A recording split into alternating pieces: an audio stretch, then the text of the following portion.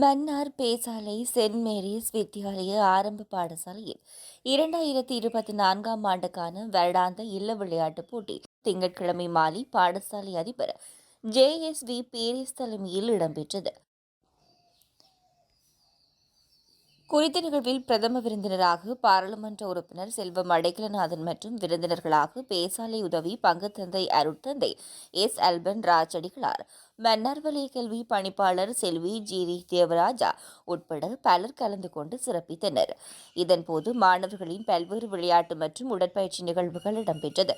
மேலும் போட்டிகளில் வெற்றி பெற்ற மாணவர்கள் மற்றும் இல்லங்களுக்கான பரிசில்களும் விருந்தினர்களினால் வழங்கி வைக்கப்பட்டமை குறிப்பிடத்தக்கது.